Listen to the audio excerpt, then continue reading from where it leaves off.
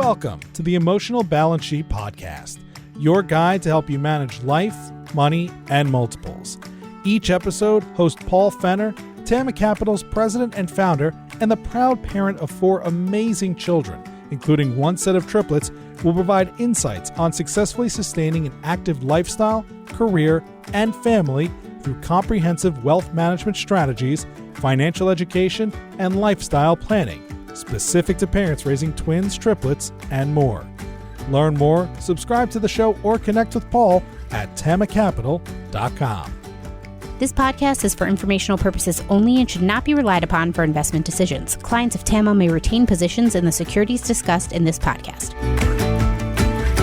We all know that self-care is critically important to our overall health and well-being. But how do you find the time for it? And where do you even begin? Shana Schneider helps people find time in their busy schedules for fitness where they never realized they could. Her emphasis on fitness is unique in that she helps people focus on their schedules, building habits, and changing mindsets versus simply exercising alone. Shana, founder of the FitStyle Your Life approach that brings fitness into everyday life, has developed easy tips and tricks that works for beginners and workout experts. Throughout our conversation, Shana describes the 5 elements of FitStyle that focus on starting right where you are. Shana is also someone to model for those of you interested in making a career transition from the corporate world to a career that can be sustainable on its own. Shana's journey is not the follow your passion kind. Instead, her story is about a woman who saw an opportunity to do something which aligned to her personally, that she was good at, and there was a market for. Please enjoy my conversation with Shana Schneider. So Shana, welcome to the Emotional Balance Sheet Podcast. We were just talking offline, and it's always a great way for me to start my day having these conversations once I get my triplets plus 1 off to the school bus. So having you on and talking about fitness and healthy and all the things that go along with that, I know this is going to be a really great and exciting conversation. So thank you for being on the show. Yes, I'm glad to be here. And, I would say congratulations to you for getting all those kids off to school. And, I like to start most things that I do with what I call a FitStyle CheckIn. So even with our listeners, I'm going to have you do this with me too. What I want you to do is think about the top of your head reaching for the ceiling, the sky. I want you to just roll your shoulders forward, up, and back, and then take a deep breath in through your nose and out through your mouth. And then we can move right into this, what is going to be an awesome podcast, and hopefully give people lots of good tips for bringing fitness into their everyday life. Well, awesome. So I think, that kind of gives the audience what we're going to talk about today, fitness. So what I'd like to do is start with your story. Talk about your background, what you do, and how you got into the fitness space. Sure. So I actually spent a number of years in the private and public sector. So working in administration, working in offices, I was always interested in fitness and how I actually felt when I could get to, group fitness classes, and when I could actually, get in the exercise.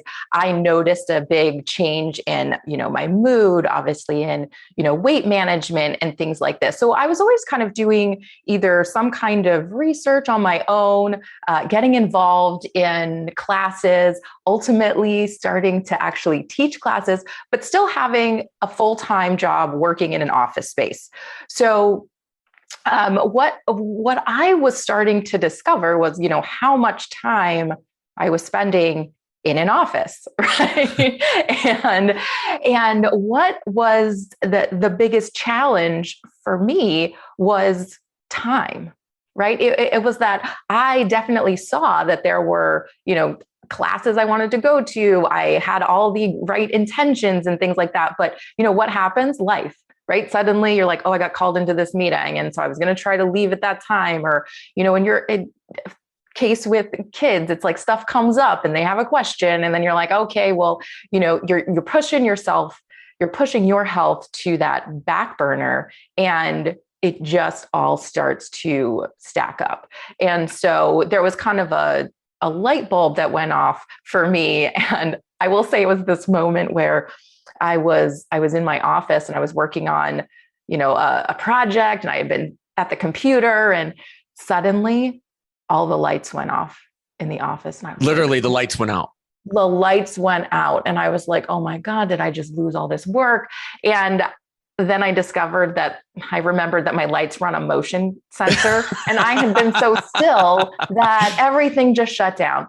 And this was a moment for me that said, this is what is happening in our bodies when we are that sedentary, right? So we have all of these internal systems that we're not really, always conscious of, that are shutting down, right? So this is where we start to see, the insulin coming out of whack. There are things that, sugars that don't get broken down because we just aren't using our muscles. And that's where you start to hear about those increased risk in developing diseases, across the board.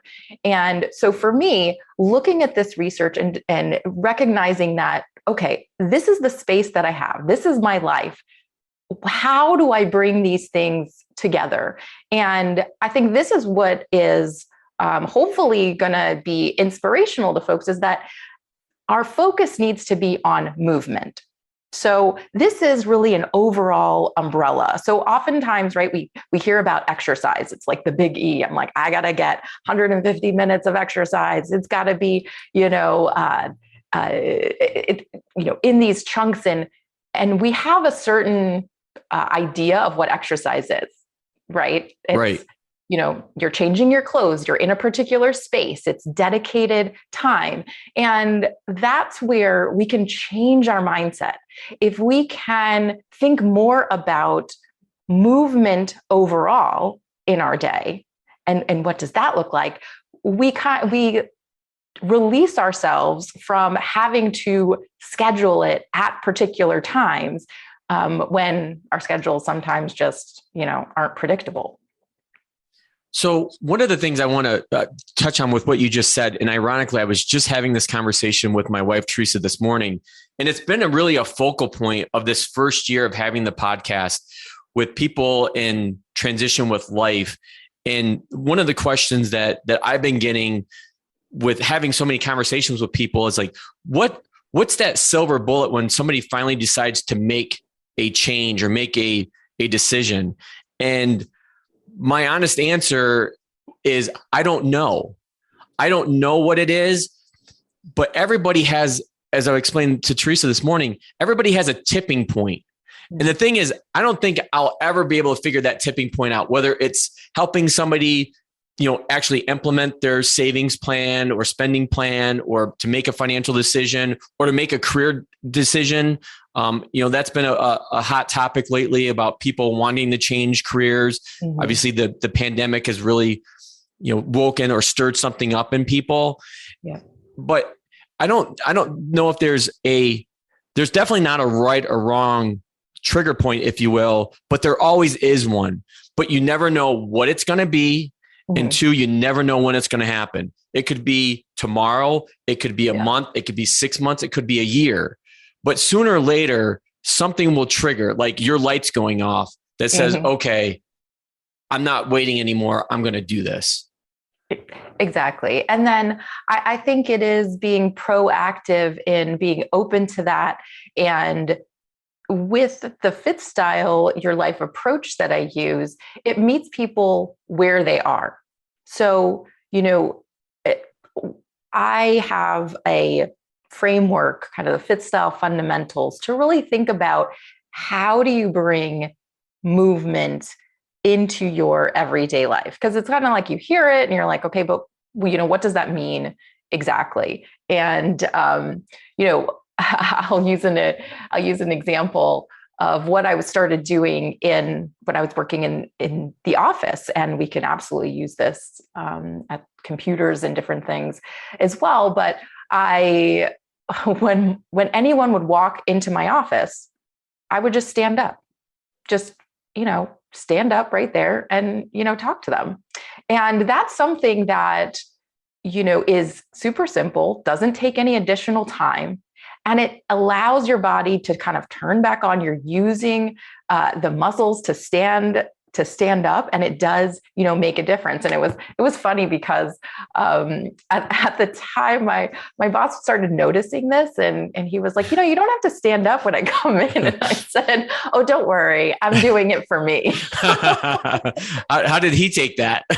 He was like, oh, and then wanted to know a little bit more. And then it sort of spread throughout the office. So we all sort of started doing it. So when someone walked into your desk, we all kind of like stood up and spoke to one another. And it was nice because, when you think about that, right, when we had more of these interactions and things, you had this strange angle of like you were seated and you were looking up at someone else, and you also had no control of helping to usher them out of your office. Good point. And as well. So it had a lot of perks, that whole standing up. So one of the things, I think this is where I'll go next, because we're talking about standing. Like before we hit the record button, you had asked me, I'm like, it looks like you're standing, like you have a standing desk. And I think going back, it's like you lose track of like when the whole darn 100% pandemic started. Timing, I am with you. But so back in March of 2020, I was in the process of redesigning my office, and both my primary physician and my chiropractor were like, you need to stand. Like, even though you exercise on elliptical 3, 4, 5 days a week, it's like you could do that, but then you go and sit. Like what I do, I could sit for 10, 12 hours a day. Exactly. And that was one of my biggest concerns, was not being able to go see my chiropractor during COVID. And fortunately, I had ordered my desk and before everything like really shut down. So I got everything and set it up, and I went from sitting, 10 plus hours a day to, half of that, to now I stand the whole day. So talk to us about really I could tell you what I feel like the benefits are, but can you walk us through like the benefits of standing versus sitting? Yeah. Well, so let's just look at the kind of mechanics of being seated, right? When we are in the chair, we're not using really any of our muscles, particularly the legs, which are the largest muscle groups of our body, right? So obviously standing up, we already start to do that. So your body does not have the signals to say, use me, burn calories, stay turned on. You also start to have an issue with circulation, right? So when we think about how we're seated, so often, maybe those legs are crossed, we start to hunch over, right? All of these different things put an additional challenge on our bodies. Like, if you notice, by the time you get to the afternoon, especially if you're sitting down, right, you start to get sleepy. And some of that has to do with, again, our body mechanics. If we think about also being seated, oftentimes our upper body is kind of hunched over, right? And if you notice this, what happens is that you're also compacting your lungs. So you can't even take a full deep breath, which means that oxygen that needs to be in our bodies to kind of help bring all those, toxins out, but also bring the energy in. We can't even do that because of kind of the way we're seated and that kind of posture, which is a little bit separate because you can kind of do that, have that posture challenge standing up as well. But the point is, we have to use it or lose it, right? That's the whole thing. Now, what I will say is that, things still need to be in moderation. So when we're talking about going from being seated to, standing all day, there is a progression, to go, just like you kind of talked about, right? You started standing up a little bit more, and then you got to the point where you felt strong enough and feeling good about it in your standing options. And so that's something to notice, but it's still about movement, right? Because if you were just standing perfectly still all day, that's still not going to be great for your body. Right. And that's one thing, like I noticed too, is like, even though I stand, I do try to move around exactly a little bit. And you're just more likely to do it when you are, standing up. Although there are definitely things that you can do while you're seated. So, coming back to some of those, what I call the, FitStyle fundamentals. So I use an acronym called STYLE that kind of gives you these sort of 5 ways to think about bringing movement and fitness into your everyday life. And the S is starting where you are. So not everybody, also has a standing desk. So you want to start with thinking about your good posture, and that's something that I work with, clients to do. And especially we just did that little FitStyle CheckIn at the beginning, kind of helps you reset, regroup in that way. Just jumping all the way to the why, which is thinking about how your space can be your gym. And so when you're thinking about looking at the space that you have, you can look at it in a different way. And so, maybe you don't actually have the space for a standing desk, but you probably have a kitchen counter. You may have a bureau that you could use, especially if you're working from home. Thinking about the spaces that you have in a different way will also kind of open up these opportunities for bringing in movement. How did you come up with this 5 elements of style in the acronym? It was as I was implementing things for myself and also working kind of one-on-one with clients, I kind of discovered that there were a few things that we kept coming across and that built on each other. Because I think, when you were talking about that tipping point earlier on, it's really important to say, like, how do I even come into this? Where do I start? And I'm like, that's exactly it. And I think what's really nice about FitStyle is that you literally start where you are. It doesn't matter if you are someone who, hasn't worked out in forever, or you're someone like, yourself, where you're saying, I actually exercise on a regular basis, but I'm sitting a lot, of the day. So starting where you are with good posture is going to be a place to start for everyone, right? Because again, it doesn't matter. You could be sitting, standing, and it doesn't take any additional time. And once you kind of bring that in, you get a little motivation because you're like, okay, I know that I don't have to change really anything, right? I don't have some big challenge. This is not suddenly it's a 30-day challenge and I got to do, 20 this and that, and I'm not sure when I'm going to do it. So I think working with individuals, working, with myself, seeing what the research is on what are these fundamental things that we can do. And then I think it's just a little creativity. I love a good acronym. So how long have you been implementing these 5 elements of style?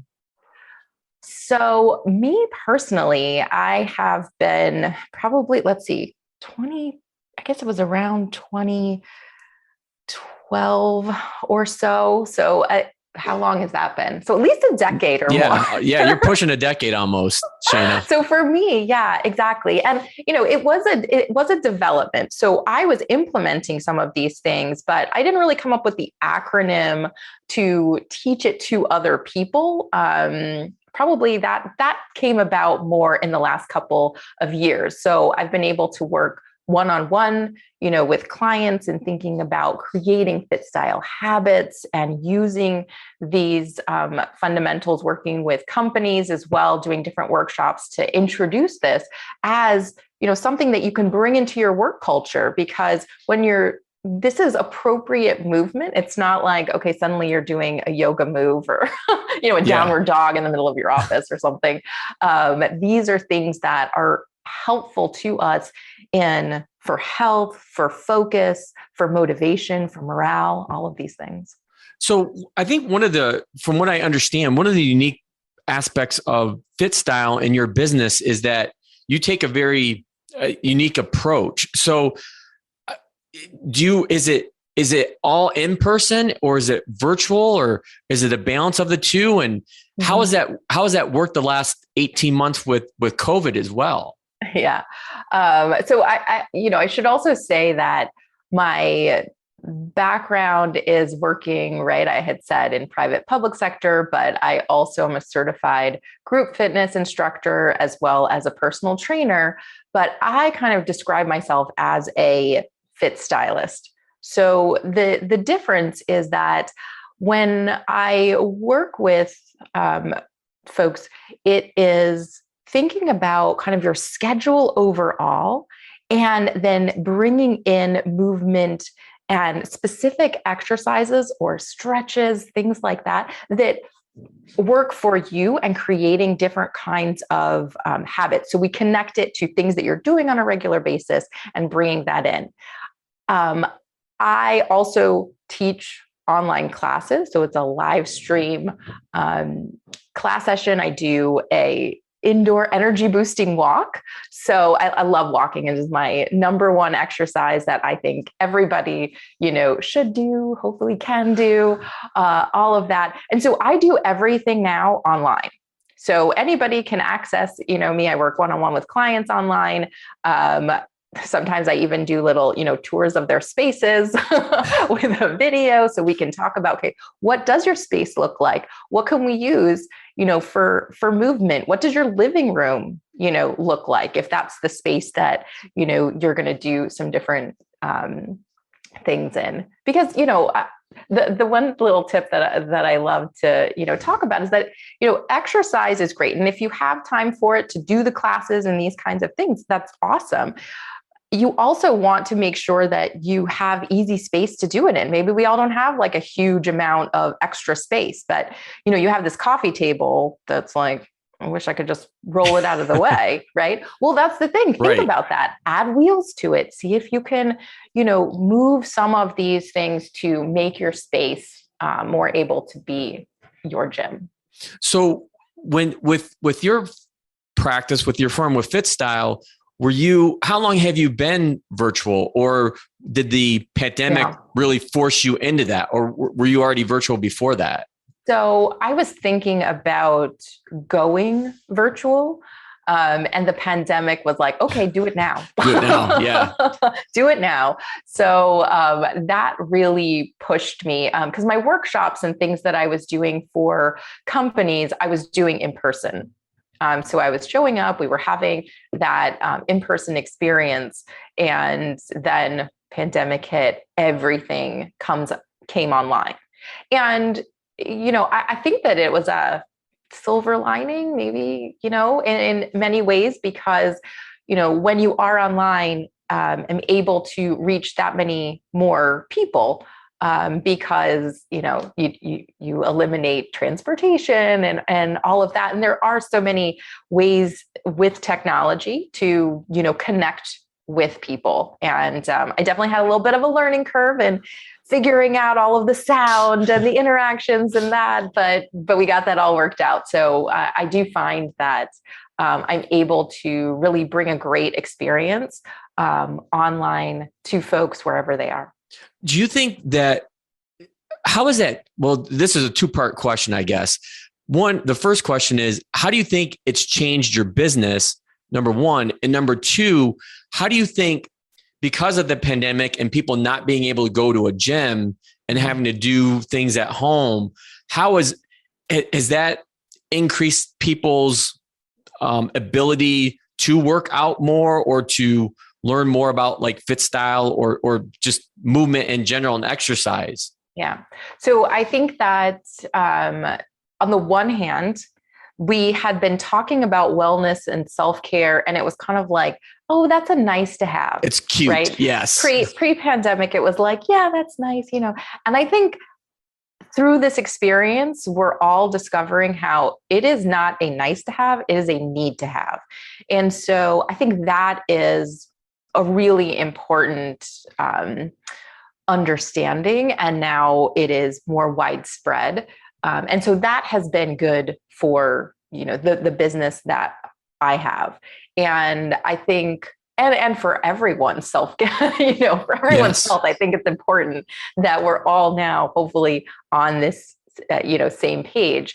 And as far as, my business goes, I think that it just suits the time so well. It suited the time period beforehand as well, but I think it brings even more of a light to. Yeah, there's a bigger spotlight on it. Exactly. And I think that so many of us are looking for these ways to, have this ability to, move, to exercise, to feel better, to put our health on that, front range, but in a way that works for us. Because, life keeps changing. Like at this point, everyone's like, okay, is this my schedule? I don't know. Maybe I'm hybrid. Maybe I'm this, where the kids, like all of that is going to kind of still be there. And FitStyle is really a movement approach that I like to say is, it's like your best friend. It's there no matter what happens in your life. Whereas there are other kinds of fitness trends and things like that are more like a fair weather friend. And when you have kind of this baseline of movement that you know how to bring into your everyday life, it doesn't matter kind of what comes up, you'll still have these fundamentals to fall back on. One of the points I actually want to come back to, which I think is very unique that you brought this up and is one of your focal points with the clients that you work with, is time, schedule, and habits.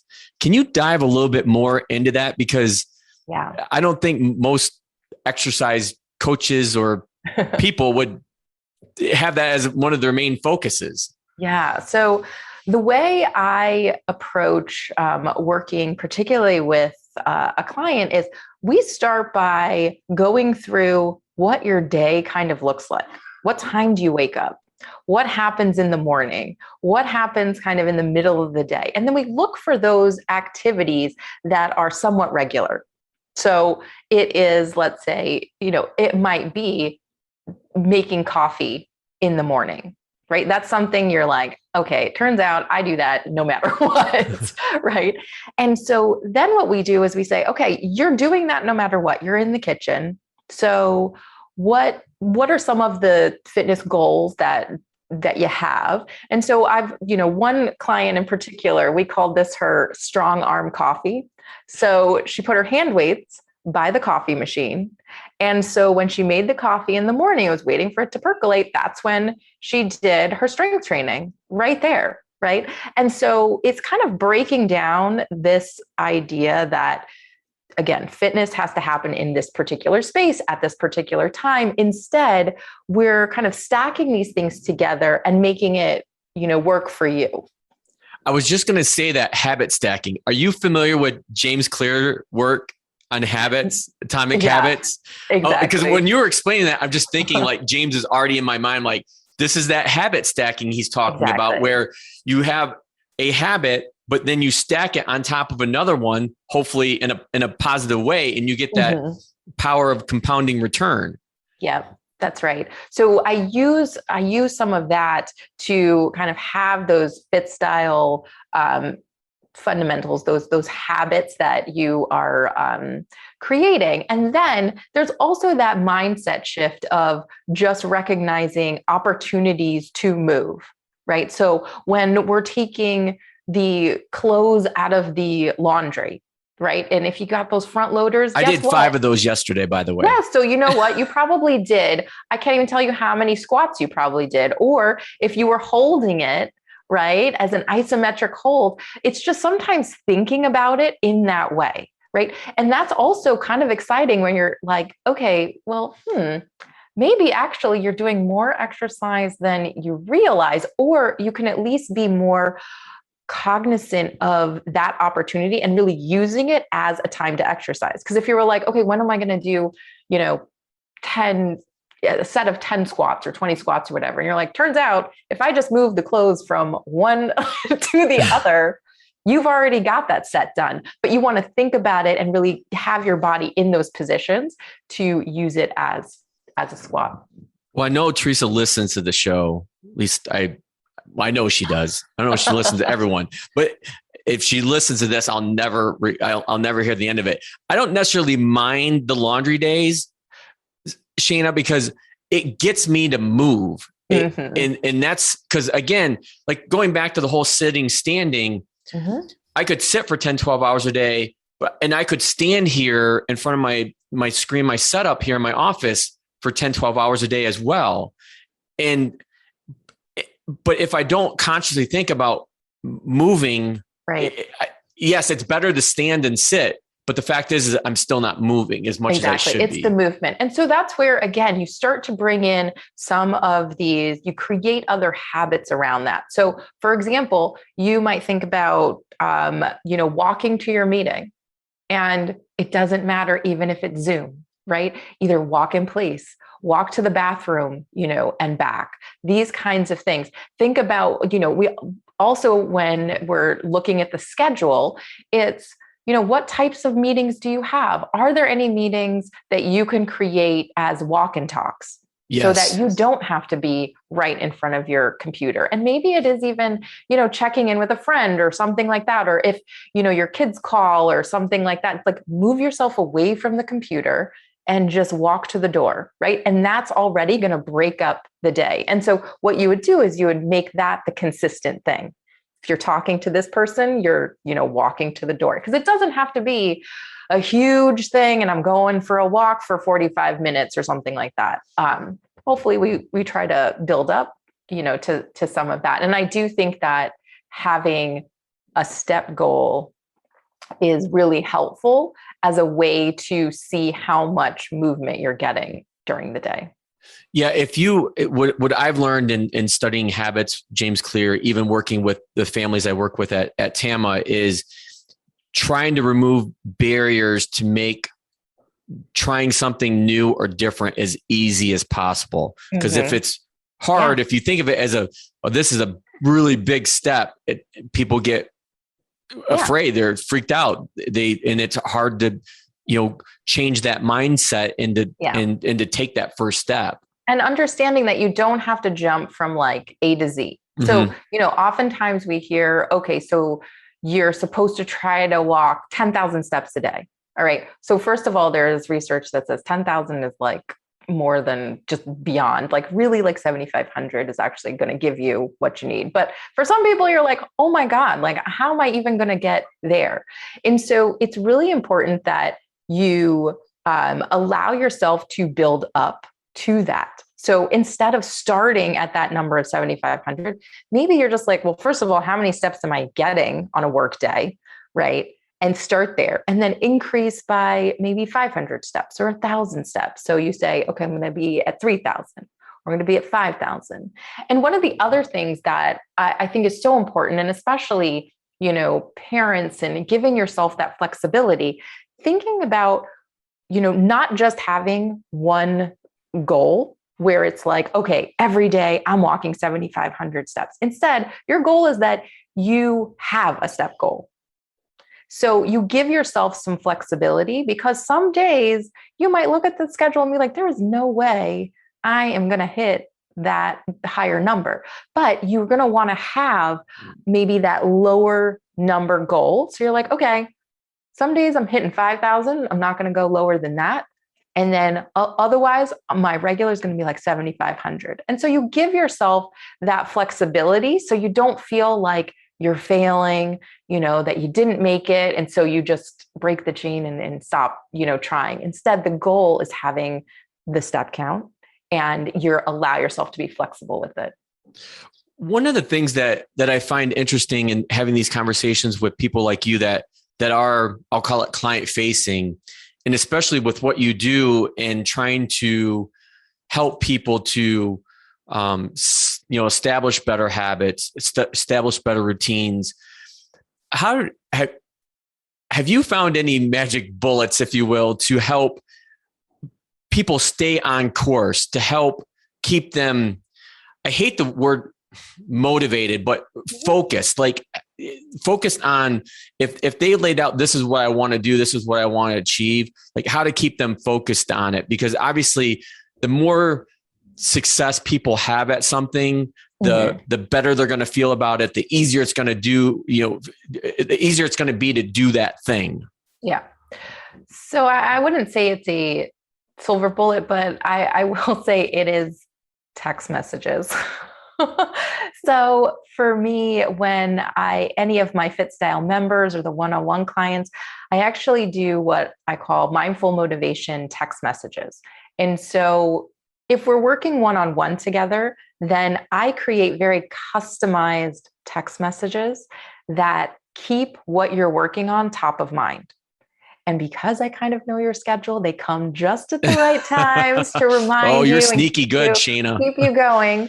But as with my FitStyle members, you're getting kind of these little messages that just pop up. And again, they're not meant to be, hitting you over the head or something like that. It's just there because I know, right? We have a lot of things going on, but you need those little reminders. You need to feel a little bit of that accountability. But assistance to help you keep it top of mind is not something that, you need to feel bad about, right? It's that if you're like, okay, I do need some additional help, well, the text messages could be great, right? And then also I'll, tell folks too, it's like put Post-it notes up. Use things in your space to remind you that that's what you're going to do, right? And also having the equipment in your line of sight. So if you are planning on doing, you're like, okay, yes, I'm going to use those resistance bands when I'm, watching TV. Well, it's not going to be helpful if they're, in your basement or under the bed or something like that, right? They need to be where you can see them. So using those kind of visual cues and, using them on a regular basis, repetition to, again, create those habits and kind of lay down that neural pathway right there is really helpful. Well, I find that very interesting about the text messages because it's something that I've been considering kind of trying out or test piloting with some of my family office clients because I've done the research where people are more responsive to a text message than they are to an email or maybe some other form of communication. Yeah. Maybe. And the ones that I do, it's like they may or may not respond, but it's just that little ping to remind you, there's one that I've sent before that I'm like, how close is your nose to the screen? Do you feel the gravitational pull right now? Go ahead, FitStyle CheckIn, and I will get some back being like, how did you know?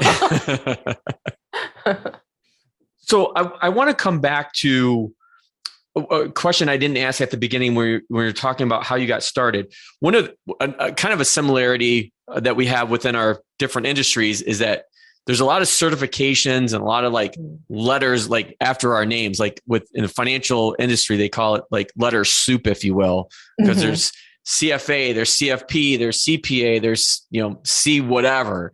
Yeah. Talk about the certifications that you have that you went through in becoming a certified, instructor. Yeah. So I am certified through AFA, and it basically means that you studied for a period of time and there was an actual then test. So one thing I like to differentiate is licensing versus certification. So sometimes you'll hear that, oftentimes with group fitness instructors, sometimes you can be licensed to teach something. And that means, yes, you've gone through a training, but there was no test in the end. So you've gotten the information and then you kind of have paid for it and they're like, go do. So I do think that that's an important differentiator. And especially if you're looking at folks and who you might be working with and those kinds of things. The certification really means that there was a period of study and there was an actual test that was passed to really see like what kind of knowledge do you have. And so for me, I have it both for the group fitness and for personal training. One-on-one. Okay. And like I tell the families that I work with and talk to on a daily basis, like I'm a certified financial planner. That doesn't make me a better or worse advisor, but it should give you at least some level of comfort that you're dealing with a professional. And in our line with being a CFP, we have to take continuing education. We have to register with either a state or a national organization like the SEC, if we're big enough. So there's a lot more to it. And like I tell people, like my livelihood is my business, and if it just gives somebody that reassurance that they're working with somebody that is certified, that has to go through extra steps, that is registered with the state as well. Exactly. And to keep your certification, you have these ongoing continuing education, credits and things like that you're continuing to do. Now, what I will say is that I am more of a generalist. And when it comes to fitness, right, and your physical body, there can be very specific issues that different people have. And so, very much you want to, I always recommend going to see your doctor, going to see specialists, and making some of those, recommendations. So, it's important to know, for yourself, what you have going on in your body. And if you have very specific, kinds of issues, then you may need to go to, specialists in different ways, or work together as a team. So one of the other questions I wanted to come back to too is life transitions. And as I mentioned, this has been a big topic for this first year of the podcast. They're talking about people's life transitions. And one of your obviously big ones was moving from your corporate role to your own business. Can you talk to us about what that life transition was like for you, and maybe go back to that, maybe it was like when those lights went out, like, okay, this is it. This is my sign. I'm moving now on this.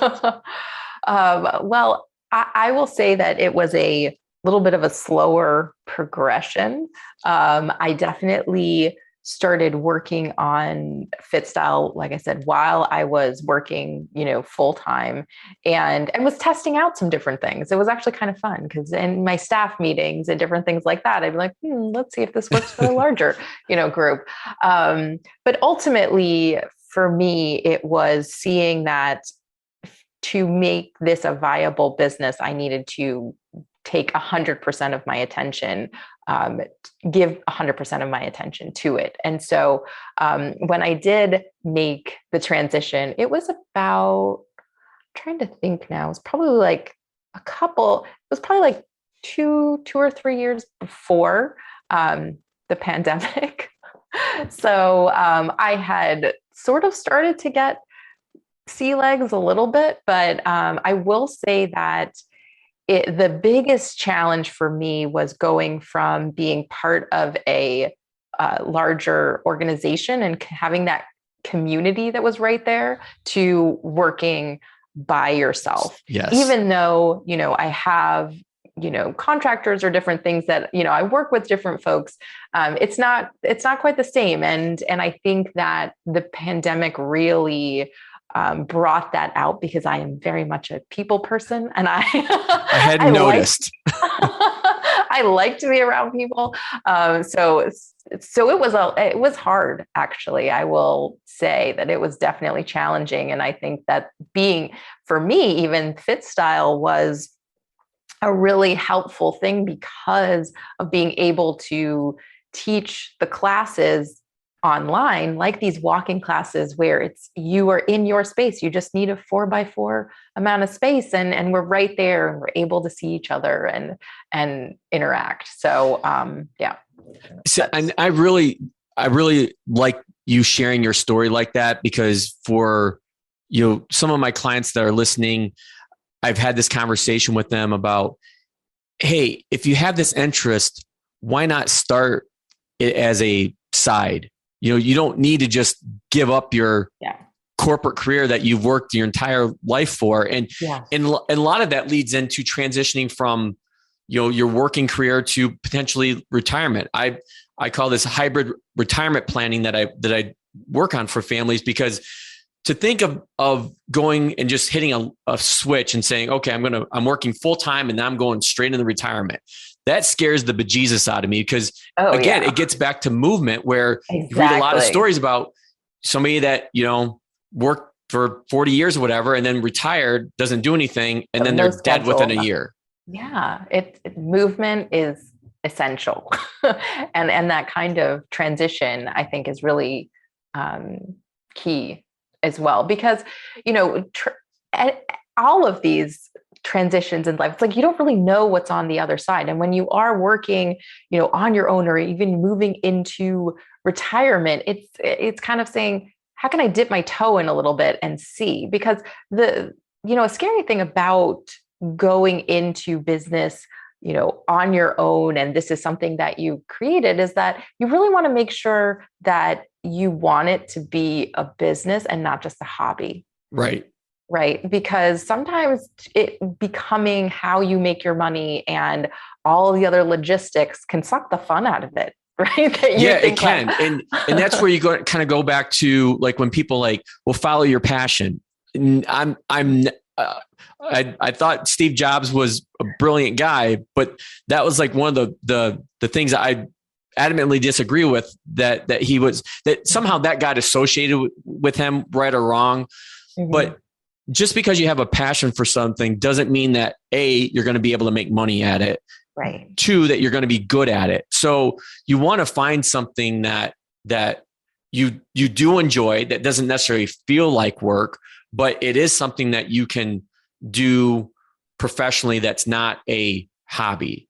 And so, hopefully people, and especially some of my clients that I know will be listening to this, will take this to heart. And maybe I just need to go and, turn the lights off on them, and that'll be their aha moment. But I definitely appreciate you sharing that piece of your story, because I think it can really resonate with people, again, because the thought of just making a big change like that is too big. It can be too overwhelming. And I think that's one of the reasons why people don't take those first initial steps, because they're afraid, because it's too big. But if you can break it down into, smaller chunks, baby steps, literally. And that's for everything, right? That's for the financial area. That's for the fitness area, where you're not going from this, where you are right now to this person who's like hiking for hours and all of these things, whatever you have in your head. It's going to be steps. And it turns out that actually research shows that you actually feel more success when you take these smaller steps, rather than just trying to look to that far final goal, which you may just feel too challenging, that you never get there. So as we kind of begin to wrap up our conversation, how did people work with you, Shana? Like, specifically, where do they go? What specifics do you offer for? I know you work with individuals and companies as well. Mm-hmm. So with individuals, I have a 6-week one-on-one program, and you can get all the information on FitStyleByShana.com. But the one-on-one program, that's where you get those very personalized text messages. We work through your schedule. We create some real FitStyle habits for you. We're meeting online at least 20, 30 minutes once a week to really kind of hone those things for you. Then there's also a FitStyle membership. So this allows people to get those mindful motivation text messages that come every few days, and you still get direct access to me. So with those messages, you can ask questions, you can ask for some more support. But you're also getting access to both live stream and on-demand classes. And I really focus on classes that meet you where you are and look at strength, cardio, and stretch, because that is a huge thing that people just try to gloss right over. And I think being able to come in at any time, this just gives you that, flexibility. And also the FitStyle fundamentals. So you're getting these videos to give you kind of that core and that base to understand how do you bring this into your everyday life? And then with companies, I do different workshops to share these approaches, whether that's meeting movements, right? Because how many of us have had the, Zoom marathon, call? So what kinds of things can you do that are appropriate for that keep you moving? Also the FitStyle fundamentals. So all of that you can find, on my website, like I said, FitStyleByShana.com. And yeah, love to work with the individuals and companies to help create that culture of movement. We'll definitely put those links in our show notes when the show goes out. So my closing question for all my guests is typically, what's the best thing about being a parent? But I don't believe that you have kids. No, I don't have kids, but I do have a best friend who has a son, and I have basically, he's my nephew. So You're the aunt. I love him dearly. And so I will say that the best thing about being an aunt in that way is getting to play and remembering how to do it as an adult. Because every time I see him, that is exactly what he wants to do is, let's play. Are we going to play baseball? Are we going to play this game? Are we going to play this? And being able to tap into that, is just invaluable. And having that good time, feeling like a kid and getting to play, I think, just always puts a smile on my face, and we have just a really good time. I will also say that, by the time we're not having a good time, that's when I get to go home. That I love asking that question, whether you're a parent or an aunt, because everybody's answer up to this point has been very unique.